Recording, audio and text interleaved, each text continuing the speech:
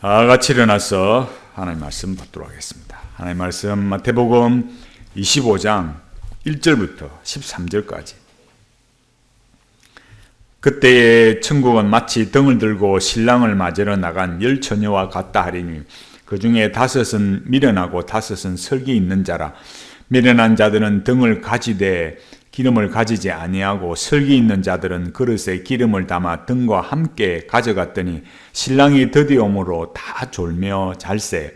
밤중에 소리가 나되 보라 신랑이로다 맞으러 나오라 하매 이에 그 처녀들이 다 일어나 등을 준비할세. 미련한 자들이 설기 있는 자들에게 이르되 우리 등불이 꺼져가니 너희 기름을 좀 나누어 달라 하거늘 설기 있는 자들이 대답하여 이르되 우리와 너희가 쓰기에 다 부족할까 하노니 차라리 파는 자들에게 가서 너희 쓸 것을 사라 하니 그들이 사러 간 사이에 신랑이 오므로 준비하였던 자들은 함께 혼인잔치에 들어가고 문은 닫힌지라. 그 후에 남은 처녀들이 와서 이르되 주여 주여 우리에게 열어주소서. 대답하여 이르되 진실로 너희에게 이르노니 내가 너희를 알지 못하노라 하였느니라. 그런즉 깨어있으라. 너희는 그날과 그때를 알지 못하느니라. 아멘. 마태복음 25장 첫 번째 시간입니다. 예수님께서는 오늘 말씀을 통해 재림 준비를 위한 세 가지 비유 중 두 번째 비유를 말씀하셨습니다. 지난번에 보았던 24장 45절 이 후반부의 51절까지 말씀은 신실한 종과 악한 종의 비유이고 25장 1절로 13절은 열처녀 비유, 그리고 25장 14절부터 30절은 달란트 비유입니다. 이 세 가지 비유는 모두 동일한 주제를 말하고 있습니다. 그 동일한 주제는 세 가지로 말할 수 있는데, 첫째는 재림의 때를 알 수 없다는 것이고, 둘째는 그 때를 모르기 때문에 늘 경계하고 있어야 한다는 것이고, 셋째는 갑작스러운 재림을 준비해야 한다는 것입니다. 그걸 세 가지로 말한 거죠. 비유로.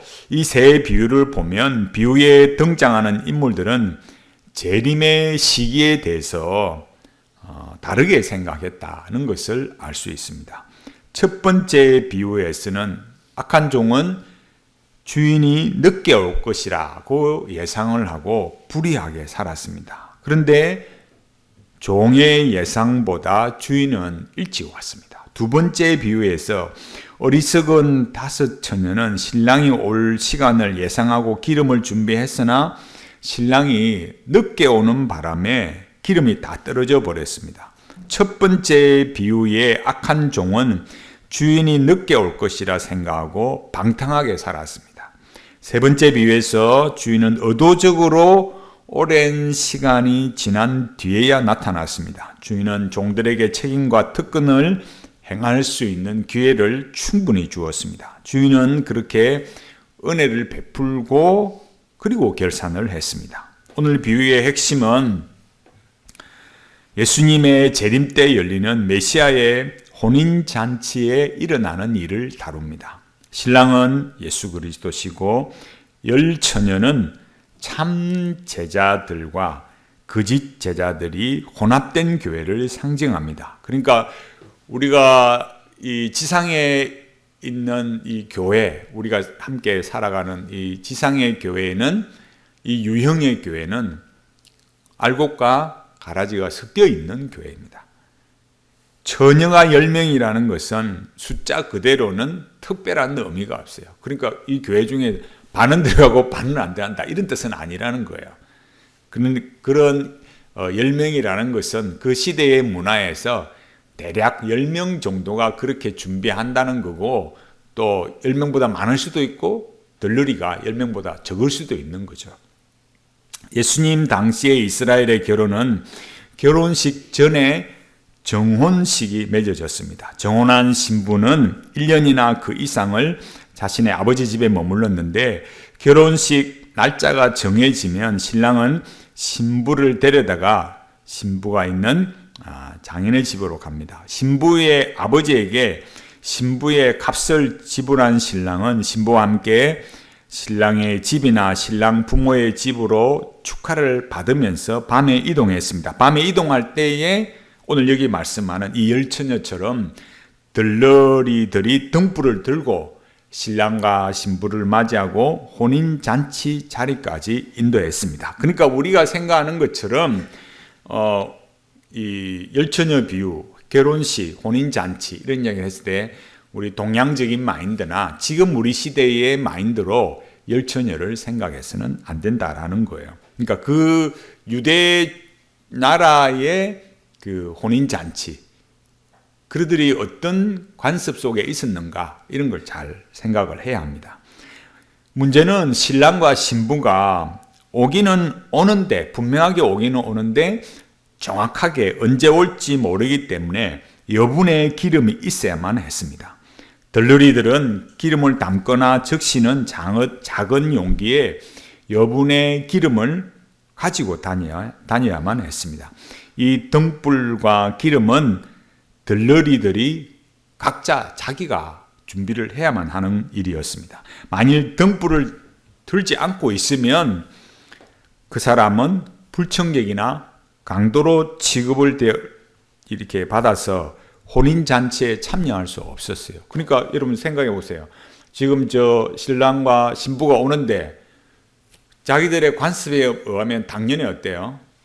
등불을 들고 와야 되는데 등불 없이 갑자기 쑥 나타나면 어떤 일이 되겠어요? 좀 강도가 달려들거나 해치기 위해서 자기들에게 다가온 사람으로 인식을 한다라는 거예요. 이것은 유대 결혼 전통에서는 아주 당연한 일이었어요. 슬기로운 처녀는 여분의 기름을 준비했지만 미련한 처녀는 지금 피우고 있는 이 등불만 가지고 있으면 다 될 거라 생각하고 여분의 기름을 준비하지 않았어요. 우리가 성경을 이렇게 배워갈 때 우리가 지금까지 알고 있는 이 열처녀 비유, 그런 것처럼 뒤에도 말하겠지만은 이런 불 받아라, 성령의 불 받아야 된다, 기름을 그렇게 이해해서는 안 됩니다. 성경을 이해할 때는 여기 지금 예수님 말씀하신 것처럼 어리석다, 지혜롭다, 이게 무슨 뜻인가, 이거부터 분명히 알아야 됩니다. 이게 지금 예수님 말씀에 굉장히 대조되어서 나타나고 있어요. 그리고 이것이 하나님을 믿고 살아가는 유대인들에게 굉장히 중요한 일이었어요. 그러니까 열처녀 비유에서 대개 가르치는 내용의 핵심이나 또 우리의 관심은 무엇인가 하면 왜 기름을 준비하지 않았을까? 그러니까 기름 준비하지 않았네. 그럼 기름을 어떻게 준비해야 되지? 불 받아라. 이렇게 그냥 쉽게 연결이 되어서 그렇게 가는 거예요. 성경의 초점, 그러니까 예수님께서 말씀하시는 초점은 뭐냐면 어리석은 것이냐, 지혜로운 것이냐, 이 두 가지를 말하고 있는 거예요. 그래서 우리가 생각해야 될 것은 예수님께서 우리에게 말씀하시는 의도를 가르치려고 하는 핵심을 봐야 되지, 이 시대의 어떤 그 은사주의자들이나 신비주의자들이 생각하는 것처럼 그렇게 열처녀 비유를 이해해서는 안 됩니다. 그래서 우리는 지혜로운 것이 무엇이고 어리석은 것이 무엇인가, 이거를 잘 봐야 되는 거죠. 성경이 그러면 어리석다라고 말하거나 지혜롭다 말하는 것은 뭘로 말할까요? 그건 악인이냐 선인이냐, 그러니까 악인이냐 선인이냐 이런 표현보다도 뭐라고 말해요? 악인이냐 의로운 자냐, 악인이냐 의인이냐, 이렇게 말하는 거예요. 그리고 그건 무슨 말이겠습니까? 우리가 이 새언약 시대에 예수 믿고 살아가는 우리에게 뭘 말해요? 거듭났느냐 거듭나지 않았느냐. 그러니까 악인이냐 의인이냐 이 말은 너 나쁜 놈이냐 좀 괜찮은 인간이냐 이걸 말하는 게 아니에요. 우리 지금 새언약에서는 예수 믿고 우리 살아가는 입장에서는 뭐라 그래요? 우리 관점에서는 거듭났느냐 거듭나지 않았느냐, 중생했느냐 중생하지 않았느냐. 고린도전서 3장에 가면 뭐라고 합니까? 육신에 속했느냐 영에 속했느냐 이렇게 말해요. 우리는 다 우리가 배울 때 어떻게 이게 분명하게 알아야 된다 했습니까? 다 우리는 영에 속한 자다. 육신에 속한 자는 뭐예요? 예수 안 믿는 사람. 우리는 다 영에 속한 자다. 그런데 사도 바울이 말하려는 핵심은 뭡니까? 영에 속한 자, 육신에 속한 자, 이건 뭘 말할까요? 존재적 관점. 그죠? 예수 믿었느냐, 안 믿었느냐, 존재적 관점을 분명히 말하는 거예요. 그러나 성장은 다르다. 각자 장성한 분량으로 나아가야 되는데 온전한 성장이 이루어지도록 성화의 관점, 사명적 관점에 있어서는 각자 조금씩 차이가 날 수밖에 없는 거죠. 그래서 그것을 제가 뒤에도 다시 말씀드리겠지만 그걸 뭐라 그랬어요? 우리 앞에 비유해서 마태복음 20장 16절에서 뭐라 했어요? 먼저 된 자, 나중 된 자. 먼저 된 자, 나중 된 자는 조마침 앞에 빨리 간 사람, 뒤에 간 사람 이런 의미가 아니에요. 열심히 한 사람, 열심히 덜한 사람 이런 뜻이 아니란 말이에요. 그러니까 성경이 말하는 의미를 정확하게 알아야 저 또 이상하게 또 혼합해서 가르치는 사람들하고 맞는 것 같기도 하고 안 맞는 것 같기도 하고 이게 막 헷갈리면 안 되는 거예요. 시편 1편에 그게 나오는 거죠. 그러니까 어리석다, 지혜롭다는 것은 악인이냐, 의인이냐, 거듭났느냐, 거듭나지 않느냐 이거를 옛 언약하에서 딱 말해주는 거. 시편 1편에서 뭐예요? 의인과 악인으로 대조되어서 나타나는 거죠. 그러면 악인과 의인은 구분되는 기준이 무엇입니까? 그건 여호와의 율법과 어떤 관계가 있느냐라는 거예요. 그러니까 네가 정말 거듭났다면 율법을 어떻게 한다고요? 여호와의 율법을 즐거워하고 순종한다 이거예요. 그러니까 즐거워한다는 것 자체가 벌써 뭐예요? 그냥 참 좋아 이런 정도가 아니고 뭐예요? 그게 자기 삶의 효력이 나타나고 그 삶이 자기를 지배해서 자기 인생을 변화되어 가는 그걸 열매가 나타나는 이런 것들을 보고 뭐예요? 다 포함해서 다 즐거워하는 거죠. 악인은요, 율법을 경멸하는 거죠. 하나님의 율법이 싫은 거예요. 왜 율법이 싫어요? 자기의 욕망과 이상을 쫓아가려니까 하나님 외에 굳이 하나님만 믿어야 돼? 이 세상에 이 수많은 종교가 있는데 왜 굳이 하나님만 믿으라 그래? 그러니까 뭐하고 있다 그래요? 안식일 날 보따리 싸고 언제 이 안식일이 지나갈고 빨리 장사하고 싶은 거예요. 안식이 아니고 뭐예요? 왜 꼭 쉬냐 이거예요. 그냥 귀찮아. 이거 없으면 좋겠다 이거예요. 예를 들면 그런 거 하나예요. 그래서 여호와의 율법을 즐거워한다는 것은 여호와 하나님을 경외하고 그 말씀에 순종하며 살아가는 복을 누리는 것입니다. 그렇게 여호와의 율법이 온전하게 시행되도록 하는 분이 시편 2편에 누구요? 메시아신데 그게도 반드시 두 그룹으로 나눠지는 거죠. 그 메시아를 즐거워하고 찬양하고 영광을 돌리는 그런 사람들이 있고 그룹이 있고 거기에 반역하는 그런 이 세상의 지도자들, 사람들이 있다라는 걸 말해주는 겁니다. 이것이 복음이에요. 인간이 죄를 지어서 언약에 실패하는데 하나님께서는 그 아들 예수 그리스도를 보내주셔서 여호와의 언약을 성취하고 여호와의 왕국을 완성해 가는 것을 말해주고 있어요. 어리석음과 지혜로움, 우리가 산상설교에서 반복적으로 배운 게 무엇입니까? 마태복음 7장 24절 27절에서 지혜로운 사람은 무엇이었습니까? 예수님의 말씀을 듣고 행하는 사람. 그 사람은 집을 반석 위에 지은 사람입니다. 그래서 지혜롭고 어려운 거예요. 그 지혜롭고 어렵다는 건 뭡니까? 그 사람이 완벽하게 하나님 말씀을, 예수님 말씀을 순종해서 100% 흠이 없다 이게 아니라 예수님의 말씀을 믿고 뭐예요? 아멘하고 우리가 힘내니라고 배웠듯이 아멘하고 힘내니하고 순종하는 사람이다 이거예요. 왜 순종이 가능해요? 예수님을 하나님의 아들로 메시아로 믿은 자이니까 예수님을 구주로 믿었기 때문에 순종한다 이거예요. 그게 지혜롭고 어렵다라는 거예요. 그래서 비가 내리고 창수가 나고 바람이 불어서 그 집에 부딪혀도 무너지지 않습니다. 왜 그랬느냐? 왜 그러느냐 하면은 그 주초를 반석 위에 놓았다. 자신의 존재적 관점, 자기 존재를 변화시킨 그는 뭐예요? 그 반석 위에 예수 그리스도의 터 위에 있기 때문이다라는 거예요. 그러면 어리석은 사람은 무엇입니까? 어리석은 사람은 예수님의 말씀을 듣고 행하지 않는 사람이에요. 그래서 어리석은 것이고 악한 거예요. 그 사람들은 똑같이 하나님 말씀, 율법 행했어요. 모르는 사람들이 아니란 말이에요. 그런데 계속 살아가면 살아갈수록 뭐예요? 자기 의를 드러냈단 말이에요. 나 이 정도 할 수 있어. 너가 하는, 야, 그러면 너 천국 가겠니? 야, 저는 꼭 내 입으로 말해야 되겠나? 저런 건 개, 돼지, 지옥 가고 그렇게밖에 생각하지 않는 자기 우월감이 하늘을 치솟는 사람들이었어요. 그런 사람 보고 뭐라 했어요? 그 사람 집을 지었지만 뭐라고요? 모래 위에 지었다. 왜? 반석이 아니다. 예수 그리스도 하나님께서 보내시는 하나님이신 하나님의 아들이란 것은 하나님이라고 했잖아요. 그죠? 그 하나님이신 그 메시아 예수 그리스도를 믿고 그 말씀에 순종하고 살아가는 사람이 아니고 여전히 뭐예요?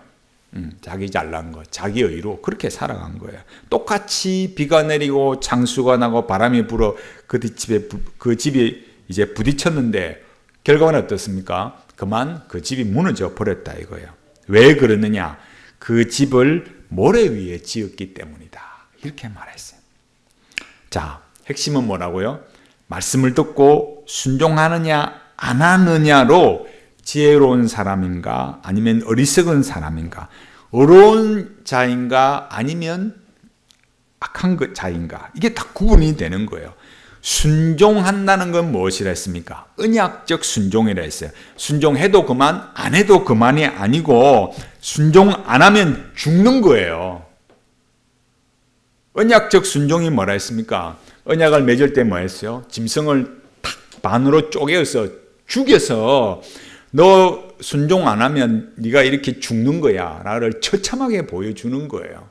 그렇게 예수님께서 십자가에 피 흘려 죽으심으로 우리가 새 언약을 맺었기 때문에 순종이라는 것은 그냥 해도 되고 안 해도 되고 이런 정도가 아니에요. 우리는 이 언약적 이 순종 내용이 너무 약해요. 하나님 앞에 인간은 언제나 어떻습니까? 이런 언약적 존재예요. 언약은 항상 뭐가 앞서 있다? 뭐가 전제되어 있다? 구원이, 예수 그리스도의 십자가의 구원이 전제되어 있는 거예요. 예수 안 믿는 사람에게 인간은 언약적 존재야 이래봤죠. 그게 뭐야? 아무런 의미가 없어요. 십자가가 의미가 없는데, 십자가가 자기 존재와 아무 관련이 없는데 언약은 무슨 의미가 있겠어요? 예수 그리스도와 맺은 새 언약, 그 앞에 살아가는 존재다. 이게 중요한 거예요. 하나님의 말씀을 들어야 하는데 그 말씀에 순종하지 않는 것은 뭐 하는 겁니까? 앞서 말했던 시편 2편이 말했던 그 메시아 되심을 원하지 않고 반역하는 거죠. 하나님과 맺은 언약을 깨트리는 거예요. 여호와가 주시다. 이걸 거부하고 내가 주인이다. 주체다. 그렇게 선언하는 거예요. 그러니까 순종하지 않는다는 건 결국 뭐겠습니까? 하나님의 도움이 없어도 된다는 것이고 세상을 내 마음대로 살아가겠다라는 그런 의도성을 가지고 있는 거예요. 결과는 무엇이겠습니까? 그 결과는 심판과 멸망입니다. 하나님의 언약을 깨트리고 하나님의 말씀을 거역하고 사는 자는 하나님의 엄중한 심판을 받아서 결국은 멸망합니다. 우리의 순종이 구원을 결정하는 것이 아니라 구원을 받은 자는 반드시 언약적 책임을 감당하고 살아가는 것입니다. 순종하지 않는 자는 자기 스스로 하나님을 저버리는 것입니다. 그것이 우리가 계속 말씀을 배우듯이 뭐였습니까? 본성대로 살아간다 이거예요. 자기 본성이, 거듭난 본성에 있는 사람은 뭡니까? 그 의지가 변화되어서 하나님 앞에 가는 것이 기쁘고 즐겁고 좋고, 그래서 예배 드리는 게 좋고 하나님 앞에 더 나아가고 싶고 더 주를 위해 살고 싶은 마음이 일어나는 거고, 본성적으로 거듭나지 않은 사람은 뭐예요? 그게 그렇게 마음에 와 닿지도 않고 그러고 싶은 마음도 없는 거예요. 우리가 말씀을 조금만 생각해 보면, 산상설교의 맥락에서 보면 결국 예수님을 하나님의 아들로 메시아로 믿지 않는 것입니다. 우리가 생각할 때 그렇잖아요. 아니 목사님, 누가 모래 위에 집 짓는 사람 누가 있겠어요? 그렇게 말할 수 있겠지만 그게 누구냐라고 할 때 예수님의 하나님의 말씀을 듣고 행하지 않는 사람이 그렇다라는 뜻이에요. 그런데도 현실적으로 보면 어떻느냐, 그걸 예수님께서 다른 비유를 통해서 말할 때 모르겠습니까? 많은 사람이 넓은 길로 가고 좁은 문으로는 잘 안 간다 이거예요. 현실적으로는 그렇다 이거예요. 다 주님을 위한다, 하나님을 위한다 하지만은 결국은 예수 그리스도만이 유일한 구원의 길이다, 이렇게는 잘 안 갑니다. 우리가 가면 갈수록 그런 것들을 더 많이 보게 될 거예요. 제가 이번 주나 한번 보고 제가 책 소개를 하나 할 건데, 우리가 지난주 오후에 출애굽기 배우면서 말씀을 드렸던 그 부분에 관해서 야 진짜네요 하는 그런 부분을 확인하게 될 거예요. 정말 놀라실 거예요. 자, 우리가 말씀을 듣고 순종한다는 거 뭐라 했습니까? 지극히 언약적이다. 말씀을 듣고 순종하는 것이 지금 마태복음 25장 1절 13절로 말하면 뭐라고요? 어리석은 처녀, 슬기로운 처녀, 지혜로운 처녀로 구분되고 있다라는 거예요. 그러니까 우리가 말씀을 볼 때, 성경을 배울 때 뭐예요? 어리석다, 미련하다, 지혜롭다, 설기 있다, 이런 말들이 세상적인 것처럼 좀 똑똑하다, 좀 그렇지 않다, 이런 뜻이 아니라는 거예요. 분명히 뭐라고 했습니까? 예수님을 믿었느냐? 안 믿느냐? 그럼 믿었으면 언약에 순종하고 언약적 존재로서 살아가는 것이고, 아니면 메시아에게 반역하고 살아가는 거다 이거예요. 그걸 잘 봐야 된다라는 겁니다. 결혼이라는 것은 창세기 2장에서 아담과 하와가 가정을 이룬 것도 뭐예요? 언약적 연합이에요. 그러니까 너희 둘이만 좋으면 돼, 이런 게 아니고 뭐예요? 거기는 반드시 뭐가 있어요? 뭐가 있는 게 아니라 반드시 누가 함께하고 있어요? 하나님께서 짝 지어주셨다 이렇게 말했잖아요. 너희들이 하나가 됐다 이게 아니고 여호와 하나님께서 짝 지어주셨다 이거예요. 그게 중요한 거죠. 아담은 그러면 무엇입니까? 그 언약의 대표자예요. 아담과 하와는 여호와 하나님께 맺은 언약을 준수해야 하는 자들이었어요. 그 언약을 깨뜨린 처음 시험한 자, 깨뜨린 자는 사탄이죠. 사탄이 하는 일은 무엇입니까? 하나님의 주 되심을 거부하고 말씀을 어지럽히고 혼란을 일으키고 의심하게 해서 하나님 말씀에 불순종하는 거죠. 그걸 예수님 시험에서 뭐라 했어요? 자기의 예수님의 메시아로서의 존재적 관점을 망각하게 하고, 그게 결국 사명을 잊어버리게 하는 거죠. 결국 뭘로 나타나게 한다고요? 이 세상의 모든 영화를 다 줄 테니까 굳이 십자가에 죽어서 그렇게 할 필요는 없다 이거예요. 인간의 존재의 본성을 변화시키는 그런 거 굳이 왜 해야 되느냐, 이렇게 하는 거예요. 존재를 분명히 이야기해 주는 거죠. 그런데 그걸 뭐예요? 부정적이고 악하고 잘못된 방식으로 말해주는 거예요. 하나님의 결국 그 사탄이 하는 것은 하나님의 결국의 내용으로 보면 하나님의 주 되심을 거부하고 말씀에 불순종하는 것으로 존재와 사명을 잊어먹게 하는 거예요. 역사는 그래서 창세기 이후로, 그 타락한 이후로 계속해서 흘러온 역사의 흐름은 결국 어떻게 되었습니까? 가인 계열, 셋 계열로 이렇게 구분이 되었어요.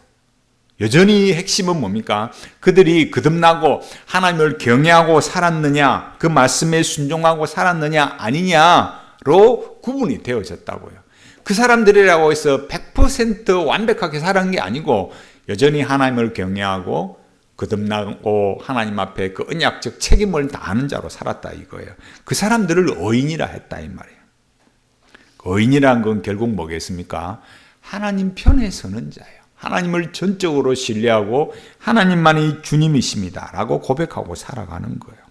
마태복음 24장 45절 51절에서 우리가 충성되고 지혜 있는 종, 악한 종 구분되는 걸 배웠지 않습니까?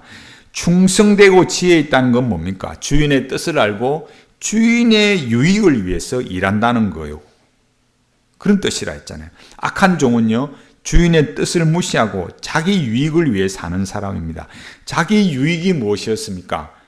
자기 편 아닌 사람들에게는 폭력을 휘두르고 술에 취해서 살았어요. 이것이 바로 하나님 없는 주체를 부르짖는 사람들의 모습이라는 거예요.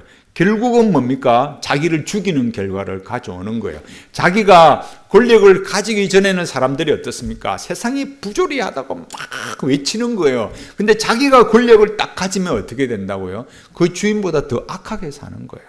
사람들이 생각할 때, 야, 너 세상 볼 줄 안다. 네가 그럼 국회의원하고 네가 대통령 해라. 내가 뽑아줄게. 그 사람이 대통령 되고 그 사람들이 국회의원 되면 어때요?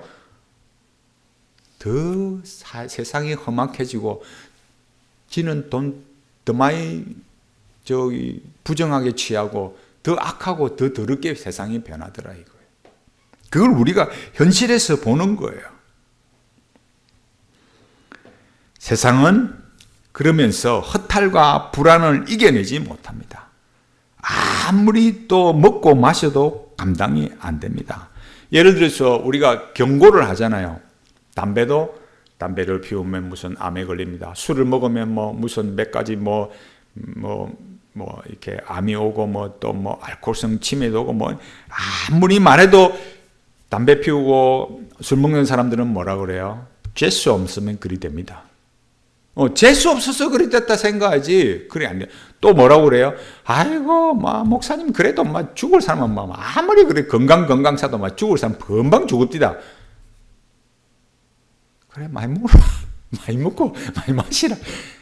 그래가지고는 자기 인생, 그럼 우리가 전부 다 그럼 재수 없고 어쩌다 죽었다가 전부 다 그러면 술 마시고 담배 피우고 하루 잘 밥 먹지 말고 그리 살면 되겠어요? 잘못 생각하는 거죠. 우리 살아가는 지금의 현실이 어떻습니까? 놀거리가 얼마나 많아요. 놀 것도 많고 먹을 것도 많은데 사람들이 어떻습니까? 왜 옛날보다 입맛이 없냐 이거예요. 옛날에는 건빵 하나만 줘도 그냥 자다가 눈이 벌떡해가지고 건빵? 해가지고 다 달라들었는데 요새는 아무리 맛있는 거 줘도 안 몰란다. 그거 아무 생각이 없어요. 옛날에는 어디 소풍 간다고 해도 도시락에 뭐 있었는데요? 고메 하나, 경상도 말로 고메, 고구마 하나, 계란 하나, 소금 찍어 그거 먹고 가는 것만 해도 요새 좋았는데 요새는 어디 가자 해외여행 간데도 같으면 별거 없더라. 재미도 없어요. 아무 재미가 없어요. 힘들고 가난할 때는 어떻습니까? 개떡도 맛있었어요. 그 개떡 시꺼먼 해가지고 소태거 해가지고 그 뭐가 맛있다고 그것도 맛있었어요. 살만해지니까 뭡니까? 뭐가 있어도 그 맛이 없고 그게 그냥 그래 하는 거지. 그래서 인간들이 뭘 하겠습니까? 어디에 미쳐도 곱게 안 미치고 확실하게 미쳐야 사는 그런 세상이 되었어요. 술, 담배 이런 걸로 안 되고 지금은 뭐예요? 마약을 해야 되는 거. 우리가 의미와 통일성 이렇게 말하지만 관계 존재 사명 이게 얼마나 중요한 건지 너무 이게 정말 소중한 거예요. 인생에 이게 자기 삶에 안 돼 있기 때문에 그렇게 인기가 좋은데 그렇게 수많은 사람들이 오빠 외치고 팬레터 보내고 좋아요 눌러주고 광고 수익 올려주고 그렇게 유명한데 자기는 마약 먹으면서 나는 죽겠다 이러고 있다니까요. 안 된다니까요. 그래서 그런 비정상적인 것에 중독이 되어서 살아가고 있어요. 근데 문제는 뭐겠습니까? 세상은 그런 것을 죄라 하지 않는단 말이에요. 참 이상하잖아요. 다 사람들이 그냥 자유롭게 살자고 그런 다 그래놓고 법도 바꾸고 다 그래놓고 그래서 누가 저리 살면 뭐예요? 그건 또 억압이라 생각하는 거예요. 그건 또 이상하다 그러는 거예요. 앞뒤가 안 맞아요. 그걸 죄라 하지 않기 위해서 뭐라고 말합니까? 새로운 철학? 뭐 새로운 무슨 사상, 영성 이런 걸 도입해서 정당화하는 거예요. 근데 그렇게 성경이 죄라고 하는 것을 죄 아니라고 살아가니까 현실적으로 보면 그럼 어떻게 돼가고 있느냐? 가정과 사회가 파괴되어 가는 것을 보는 거예요. 안 된다니까요. 지금도 수많은 젊은 청년들이 방구석에 처박혀가지고 세상 밖을 안 나와요. 전화하면은 먹을 거 탁 배달시켜주고, 그놈은 맨날 컴퓨터, 핸드폰 쳐다보고, 그냥 집구석에 탁 자기가 갇혀서 아무것도 하지 않는 거예요.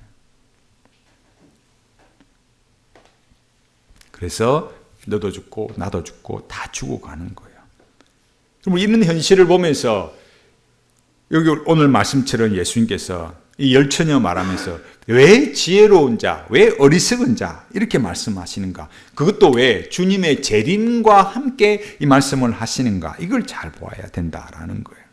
오늘 말씀에서 어리석은 자는 어떤 사람입니까? 3절에서 미련한 자들은 등을 가지되 기름을 가지지 아니하고 라고 말합니다.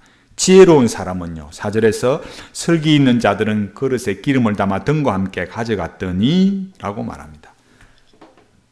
결국 어리석은 자와 지혜로운 자의 차이는 무엇입니까? 여분의 기름을 가지고 있느냐 아니냐로 드러났어요.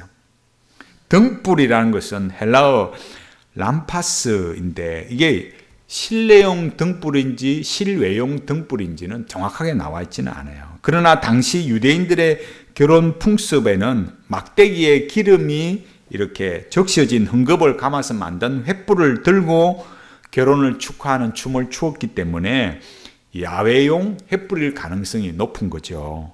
그러면 어리석은 자와 지혜로운 자의 차이를 만드는 그 기름은 무엇인가? 여기에 대한 직접적인 언급은 없어요. 이걸 추측해서 막 이상하게 만들어내면 안 됩니다. 예수님의 재림에 관해 말씀하시는 내용인 우리가 오늘 계속 말씀 지난주도 배우고 있지만 24장 25장의 결론인 25장 31절 46절에서 양과 염소의 비유 굉장히 길어요. 비유 중에서도 여기에 보면 심판의 기준이라는 것은 결국 말씀에 대한 순종인데 기름이 뭐냐? 말씀에 대한 순종이다 이거예요. 이걸 우리에게 가르쳐주고 있는 거예요. 그 순종은 결국 뭘로 나타납니까? 긍휼과 사랑을 베푸는 거예요. 제가 늘 말하잖아요. 따뜻하게 살아라고. 예수님을 믿는데 더 독해지는 거예요. 어디 가서 이제 우리가 이야기를 들으면 예를 들어서 뭘 하다 그러면 아이고 목사님 예수 믿는 사람들은 막 술 더 많이 먹대요. 그런 사람 한 사람이 돼서는 안 된다 이거죠. 우리가 여러 가지 말로 변명하고 그 사람에 대해서 좋게 이야기해 줄 수 있겠지만은 그 긍휼과 사랑이는 거 예를 들자면 인생을 살면서 우리가 한 동네에 살고 지역사회에 우리가 삶을 살아가면서 예수님을 믿고 살아가는 사람으로서 저 세상과 뭐가 다르냐 이거예요. 결국 우리 삶에 나타나는 것은 그렇게 긍휼과 사랑으로 따뜻함이 묻어있는 사랑으로 나타나야 된다. 주머니에서 사탕 하나 나올 수 있는 여유가 없다 이 말이에요. 그냥 눈곱만큼도 그거 하나 더 주는 거 그게 안 된단 말이에요. 제가 늘 자주 말하잖아요. 콩나물 파는 아주머니한테도 콩나물 그거 한 주먹만 더 줘도 기분이 좋은데 예수 믿는 사람 독해 이러면 안 돼. 이웃에 같이 사는데 내가 우리 집 다 팔아서 그 집 주라고 예수님 말씀하는 게 아니고 긍휼과 사랑을 베풀어라 이거예요. 힘들지요. 근데 그게 살아가는 방식이 그러면 그때만 안 되느냐? 평생 안 된다. 평생. 목사님 내가 얼마나 죽을 고생해서 사는 줄 아십니까? 이를 빡빡 그냥 힘주면서 이빨에 힘주면서 이야기하는 거 모르지 않죠. 우리 다 힘든데 예수 믿는 사람이기 때문에 그렇다 이거예요. 삶을 살아가는 일에 있어서 그 살아가는 내용이 달라야 된다라는 거예요. 왜 긍휼이고 왜 사랑이겠습니까? 우리 존재의 안정, 여유, 하나님으로 받는 그 의미와 통일성 때문에 그렇게 지지를 받고 살아가기 때문에 내 안에는 이렇게 자유와 평안이 있다. 내 걸 떼어서 너에게 줄 수 있는 그런 의미와 통일성이 내 안에 있다. 자유와 평안이 내 안에 있다라는 걸 보여주는 게 긍휼과 사랑이다 이거예요. 그냥 단지 가난한 사람을 돕는 정도가 아니라 이거예요. 하나님으로부터 의미와 통일성을 누리고 있는 자라야 다른 사람을 차별하거나 정죄하지 않고 사랑하면서 살아갈 수 있습니다. 누가 많은 사람이 욕하고 그 사람이 잘못한 걸 무조건 뭐 좋게 말해주라 이런 게 아니라 인간이라는 게 얼마나 비참한 줄 알고 한 사람을 품어가고 사랑할 수 있는 그런 게 돼야 된다 이거예요. 구원론은 인간론이다. 구원론은 존재론이다. 존재가 삶을 지배한다. 구원론이 삶을 지배한다. 이런 것이 현실에 그대로 따뜻함으로 묻어나는 그런 삶이 되어야 되는 거예요. 딱 집에 가면은 집에서나 이웃에서는 뭐라 그래요? 이 교회 갔다 오놓고 와 그러노? 더 열받게 하네. 더 열받게 하네. 세상은 그래요. 우리를 항상 달아보고 재보고 얼마나 잘하는 거 한번 보자. 니나 내나 뭐 예수 믿는다고 해서 뵐 수 있나 뭐 이렇게 가는 거죠. 4절에 보면 지혜로운 다섯 처녀는 뭐예요? 처음부터 기름을 담아갔어요. 왜 이 지혜로운 처녀는 처음부터 그렇게 여분의 기름을 준비해 갔을까요? 신랑이 오기는 분명히 오는데 어떤 일로 인해서 지체될 수 있다라는 거예요. 이 지혜로운 처녀가 이렇게 행동한 이유는 무엇이겠습니까? 자기 중심이 아니라 신랑 중심이었다 이거예요. 어리석은 다섯 처녀는요, 등은 가지고 있었으나 기름은 준비하지 않았어요. 보통 횃불은 15분 정도 탔다 그래요. 그죠? 뭐 그게 뭐 15분이지 뭐 계속 뭐 나무 짝대기에서 기름이 나오는 것도 아니고 분명히 준비해야 되는 거죠. 그 이상의 기름을. 그런데 이 어리석은 다섯 처녀는 그 15분이 지나면 일어날 일에 대해서는 아무런 대비를 하지 않았어요. 5절 말씀을 보면 신랑이 드디 왔고 열 처녀는 기다리다가 그만 다 졸았어요. 그리고 마침내 잠이 들어버렸어요. 어리석은 처녀들만 졸고 잔 것이 아니라 지혜로운 처녀들도 졸다가 잤어요. 졸다가 잠들었는데 신랑을 맞이하라고 하니까 들고 있던 그 횃불도 거의 꺼져가는 그런 상태였거나 꺼져버린 그런 상태였어요. 6절에 보면 밤중에 어떤 사람이 보라 신랑이로다 소리쳤어요. 이 밤중은 자정을 의미할 수 있는데 여기서 강조하는 의미는 열 처녀가 다 졸고 자는 한밤중이었다 이런 뜻이에요. 그만큼 열 처녀의 생각과 예상을 벗어난 시간이었다 이런 뜻이죠. 기다리다가 지쳐서 잠이 들 정도로 신랑이 늦게 왔다라는 거예요. 이 비유는 주님의 재림을 기다리는 것을 말하고 또 주님의 재림이 생각보다 늦게 올 수 있다. 그러니까 늦게 온다라는 뜻보다 사실은 뭐겠습니까? 우리의 기대와는 다를 수 있다라는 거예요. 그러면 이 비유의 핵심은 무엇입니까? 누가 신랑을 맞을 준비가 되어 있는가 하는 거예요. 그 답은 7절 이후에 있습니다. 신랑이 온다는 소리에 열 처녀가 다 일어나서 등을 준비했습니다. 준비했다라는 이 말은 이 헬라어는 꾸미다, 장식하다는 뜻이고 이걸 문법적으로는 시발적 부정과거, 요게 아니고 출발한다, 시작한다 이럴 때 그런 부정과거라는 거예요. 그러니까 여분의 기름을 적시거나 타버린 헌금을 새로운 기름으로 그 적신 헌금을 그렇게 탁 교체해서 불을 붙여서 횃불을 준비한다라는 뜻이에요. 근데 어리석은 다섯 처녀도 준비했는데 문제는 뭐였습니까? 횃불에 헌금은 가봤는데 기름이 없는 거예요. 이 어리석은 처녀들은 자신들이 큰 공경에 빠졌다라는 것을 알아차렸어요.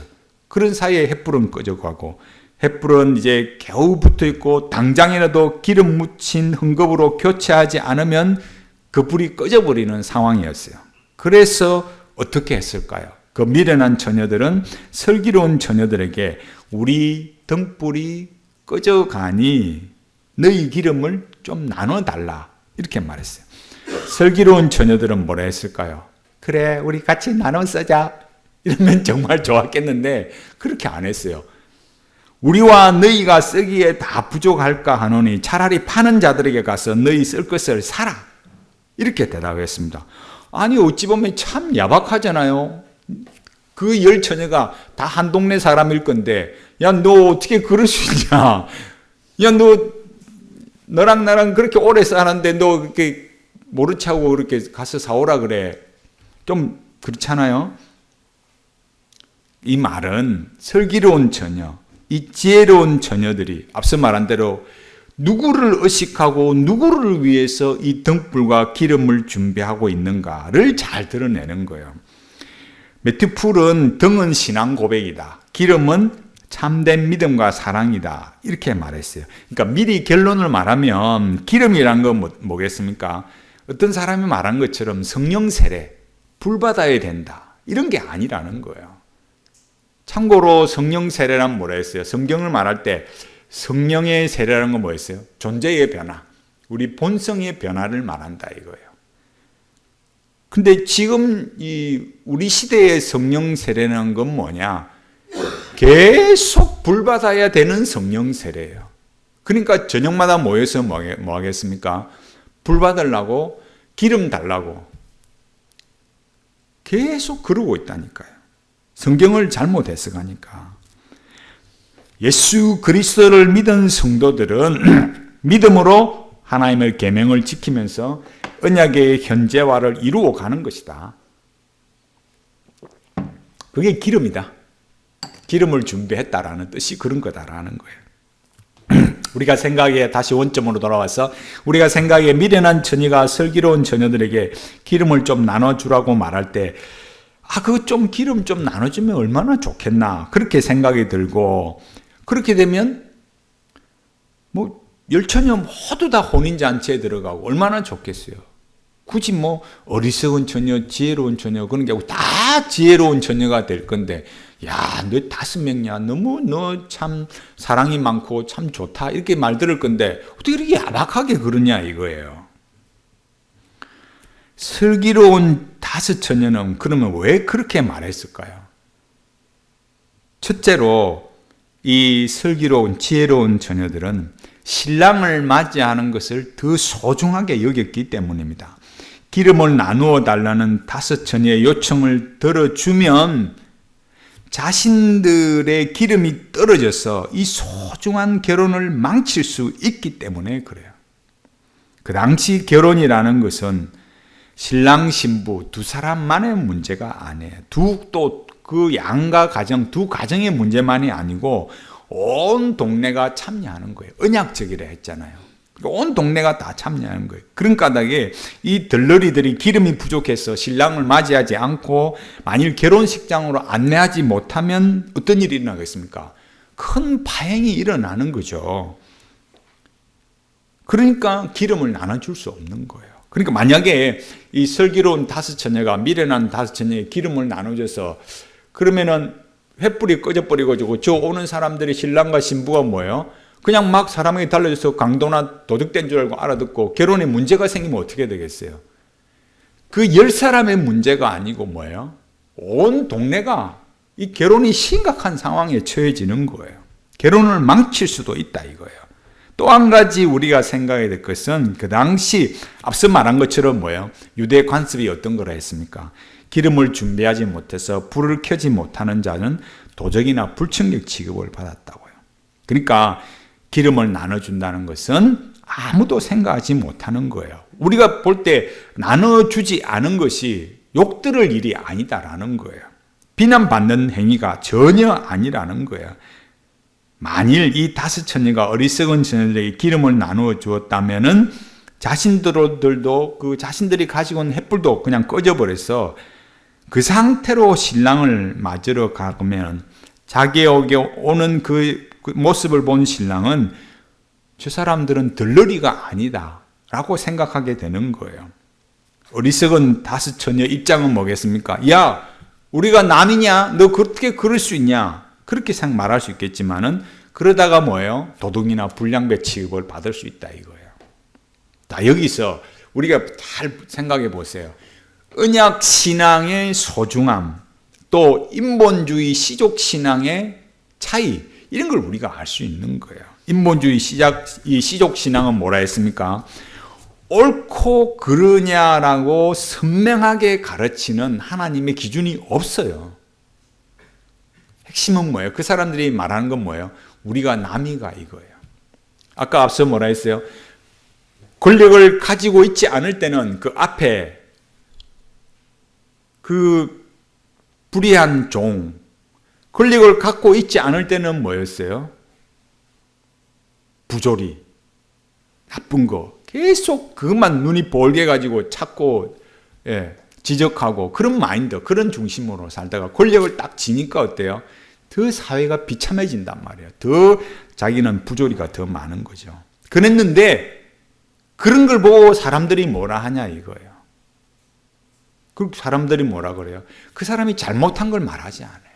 그럼 뭐라고 말했습니까? 우리가 남이가 이리 된다고요.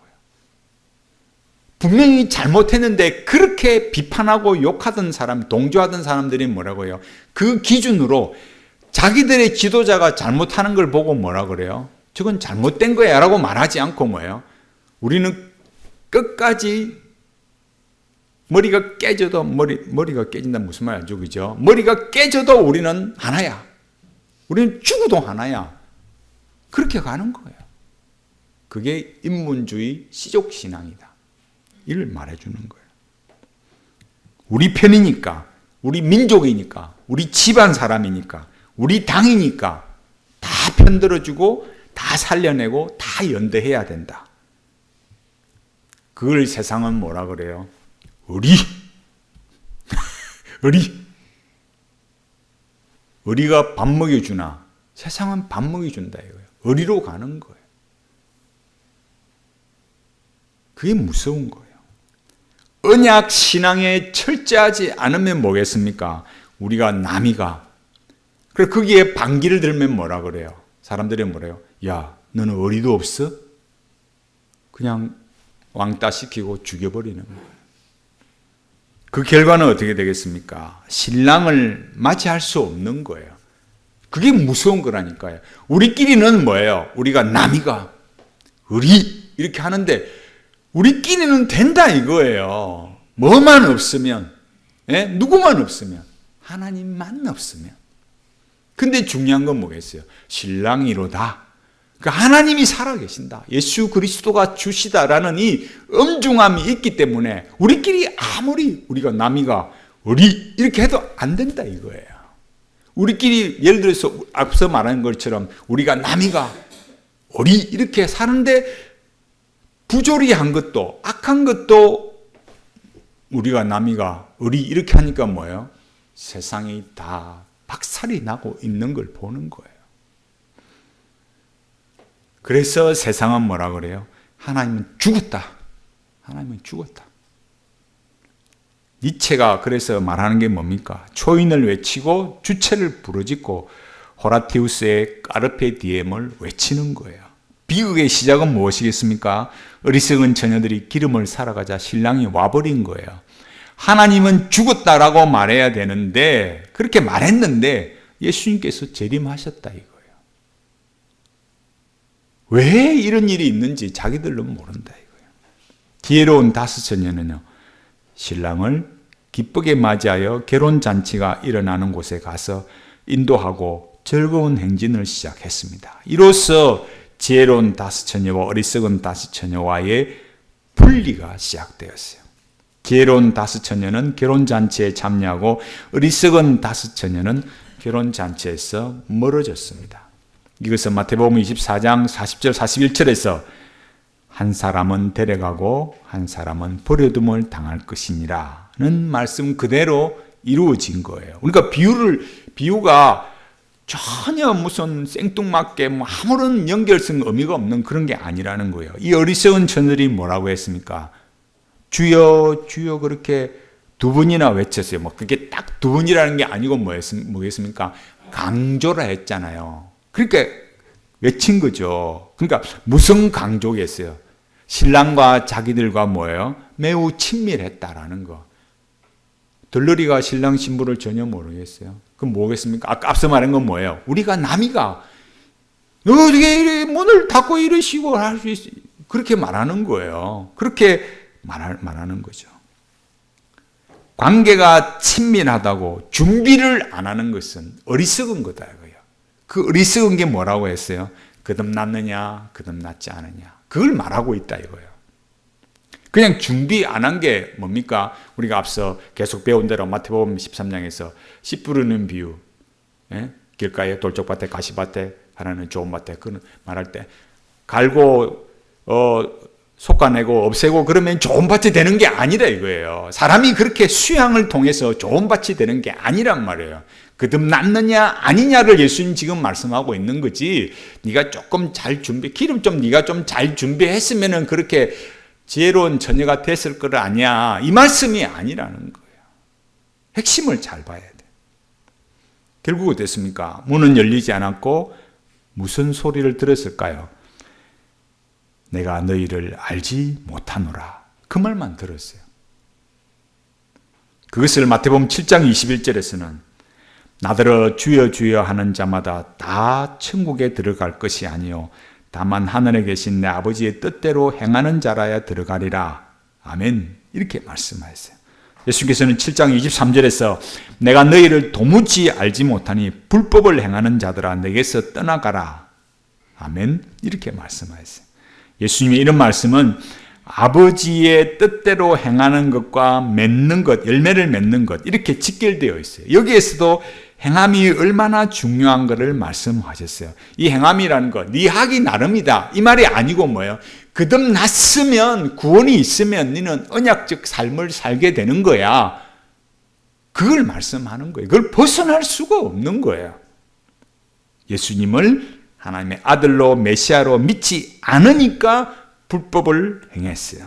그리고 아버지 뜻대로 행하지 않았어요. 예수님의 결론은 무엇입니까? 13절에서 그런즉 깨어 있으라 너희는 그날과 그때를 알지 못하느니라. 아멘입니다. 주님께서 오실 것을 알고 준비해야 된다라는 거예요. 문제는 우리가 그날과 그 시를 모르는 거죠. 예수님께서 언제 오실지 우리는 모르기 때문에 준비해야 합니다.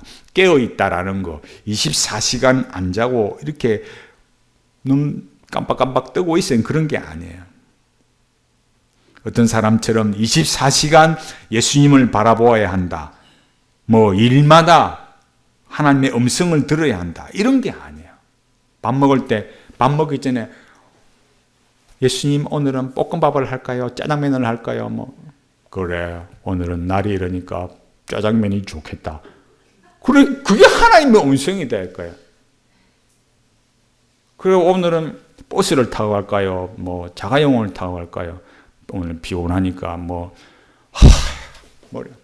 맨날 그걸 하나님의 음성이래요.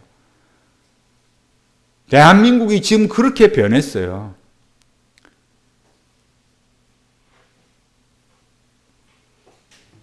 그걸 영성이라고 그러고 있어요. 하나님의 음성이라고. 말은 멋있죠. 그게 대단한 영성이라고 생각하는데 실제로는 성경적이지 않습니다. 그런 걸 말하는 사람들이 근거로 로렌서를 말해요. 로렌서 형제를 하는데 로렌서 수사예요. 로만 카톨릭 수사예요. 그들이 말하는 하나님의 임재, 또 프랭크 루박의 영성 이런 거예요. 로렌스의 영성은 로만 카톨릭 관상기도이고 루박의 영성이라는 것은 다원주의 영성이에요. 그런 사람의 영성을 가져와서 24시간 음성 듣기 이런 거는 기독교를 죽이는 겁니다. 깨어 있어야 한다는 말씀은 요한계시록 16장 15절에서 이렇게 말합니다. 계시록 16장 15절 보라 내가 도둑같이 오리니 누구든지 깨어있어 자기 옷을 지켜 벌거벗고 다니지 아니하며 자기의 부끄러움을 보이지 아니하는 자는 복이 있도다. 아멘. 이 말씀에서 자기 옷을 지켜 벌거벗고 다니지 아니한다. 자기의 부끄러움을 보이지 않는다. 그러면 깨어있다는 건 자기 옷 지키라는 겁니까?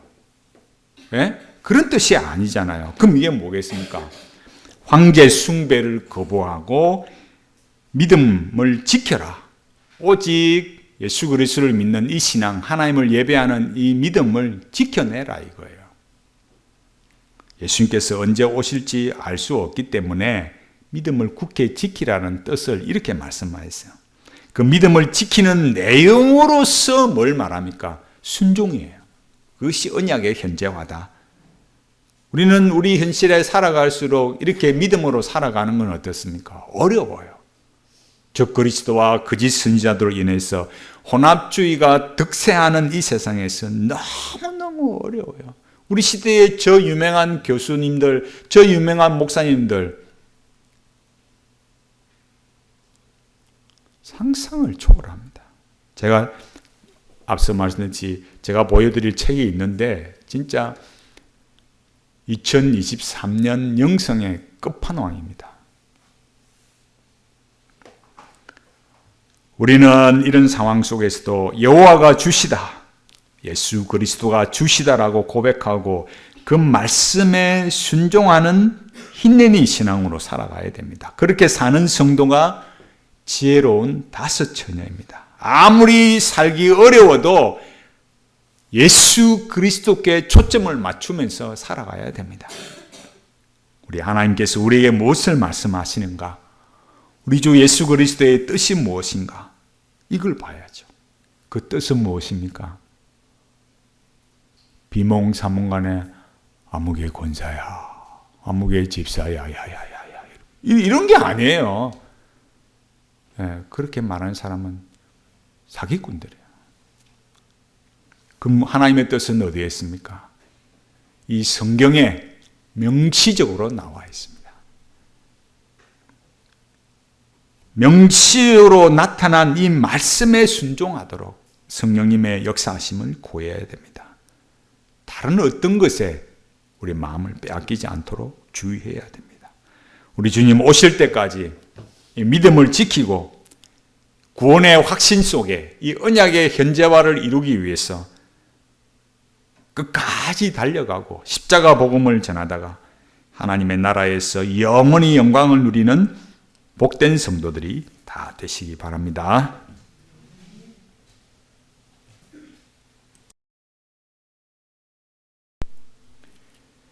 여호와는 내게 복을 주시고 너를 지키시기를 원하며 여호와는 그 얼굴로 내게 비치사 은혜 베푸시기를 원하며 여호와는 그 얼굴을 내게로 향하여 드사 평강 주시기를 원하노라. 주 예수 그리스도의 은혜와 하나님의 사랑과 성령의 교통하심이 너희 무리와 함께 있을지어다. 아멘.